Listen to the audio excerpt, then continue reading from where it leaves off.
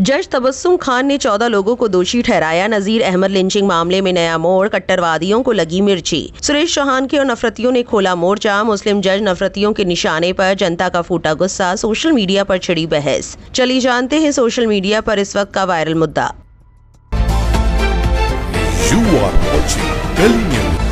14 जून 2026 को मध्य प्रदेश के नर्मदापुरम जिले की एक अदालत ने महाराष्ट्र के अमरावती निवासी नजीर अहमद की मॉब लिंचिंग में शामिल 14 लोगों को उम्र कैद की सजा सुनाई। ये घटना 3 अगस्त 2022 को सिवनी मालवा के बाराखाड़ गांव के पास हुई थी, जहां मवेशियों को ले जाते समय अहमद पर एक समूह ने हमला किया था। गाड़ी में सवार 2 अन्य लोग इस हमले में बच गए थे। द ऑब्जर्वर पोस्ट के मुताबिक ये फैसला एडिशनल डिस्ट्रिक्ट एंड सेशंस जज तबस्सुम खान ने सुनाया। कोर्ट ने सभी 14 आरोपियों को हत्या की कोशिश, दंगा करने और गलत तरीके से रोकने जैसे आरोपों में दोषी पाया। अभियोजन पक्ष ने साबित किया कि भीड़ ने मवेशियों को अवैध ढुलाई के शक में ट्रक को रोका और उसमें सवार लोगों पर हमला किया। जांच के दौरान ये बात सामने आई कि नजीर अहमद गंभीर रूप से घायल हो गए थे और बाद में अस्पताल में इलाज के दौरान उनकी मौत हो गई। ट्रक ड्राइवर शेख लाला समेत बचे 2 लोगों ने हमले के बारे में बयान दिए। लाला ने बताया, करीब 50 से 60 लोगों ने सड़क रोक दी और बिना कुछ पूछे ही हमें पीटना शुरू कर दिया। घटना के समय सामने आए चश्मदीदों के बयानों और एक वीडियो में भीड़ के लोगों को पीड़ितों की पिटाई करते और नारे लगाते हुए देखा गया। खबरों से पता चला कि कुछ स्थानीय लोगों के दखल से गाड़ी में सवार 2 लोगों की जान बच सकी।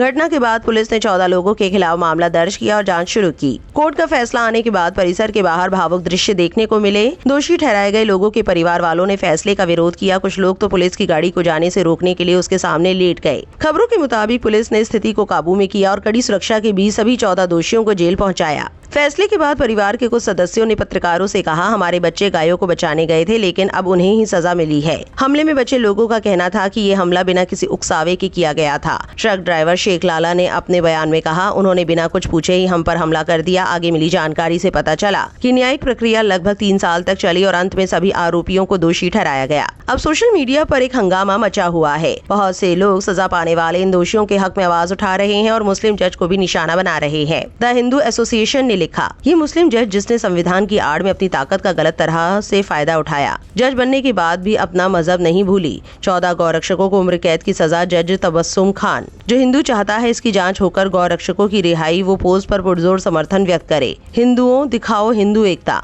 वसीम अकरम त्यागी ने इन्हें जवाब देते हुए लिखा, तू क्या चाहता है? उन दरिंदे हत्यारों को एक इंसान को पीट पीट कर मार डाला। तू चाहता है उन्हें सजा नहीं होनी चाहिए थी? उनको परमवीर चक्र देना चाहिए था। उन्होंने बहुत महान कार्य किया है। जज का धन्यवाद अदा करो कि उन दरिंदों को उम्र कैद की सजा सुनाई है, फांसी की सजा नहीं सुनाई। सुदर्शन न्यूज से जुड़े सागर नाम के यूजर ने लिखा, जज तबस्सुम खान ने जिन 14 गौरक्षकों को उम्र कैद की सजा सुनाई है, कितने कट्टर हिंदू भाई बहन हमारे गौरक्षकों के साथ है। आवाज दूर तक जानी चाहिए। सुदर्शन न्यूज चलाने वाले सुरेश चौहान के ने लिखा, 14 गौरक्षकों के समर्थन में और जज तबस्सुम खान द्वारा आजीवन कारावास की सजा के फैसले के विरोध में गौरक्षकों के प्रदर्शन जारी। इनको जवाब देते हुए वसीम अकरम त्यागी ने लिखा, सुन रे सुरेश, जिन्हें सजा हुआ है वो कोई मासूम निर्दोष नहीं बल्कि मानवता के हत्यारे हैं। उन दरिंदों ने एक बूढ़ी माँ से उसका बेटा, बहनों से उनका भाई और बच्चों से उनका बाप छीना, वो भी किस लिए? सिर्फ गाय के नाम पर। पूरी दुनिया में ऐसा कहीं नहीं होता जहाँ किसी जानवर के नाम पर इंसान की जान ले ली जाए। जज ने उन दरिंदों को सजा भी कम दी है। उन दरिंदों के लिए कानून में फांसी की सजा निर्धारित की हुई है। मुसाफिर नाम के यूजर ने जज के फैसले पर सवाल उठाने वालों को जवाब देते हुए लिखा, वे तब जश्न मनाते हैं जब बलात्कारियों को जमानत मिलती है और तब रोते हैं जब हत्यारों को सजा मिलती है। मुस्लिम IT सेल ने इल्जाम लगाते हुए लिखा, 2022 में खून की प्यासी भीड़ ने मुस्लिम युवक नजीर अहमद की पीट कर हत्या कर दी थी। जज तबस्सुम खान ने आखिरकार हत्यारों को उम्र कैद की सजा सुनाई, लेकिन अब हिंदुत्व नफरत फैलाने वाला नेटवर्क खुलेआम उनकी जान लेने की धमकी दे रहा है, इसलिए उनकी सुरक्षा बहुत बढ़ा दी गई है। ये बेहद चिंताजनक बात है। अगर खुली अदालत में इंसाफ करने वाले जज को इतनी बेबाकी से निशाना बनाया जा सकता है तो कोई भी सुरक्षित नहीं है।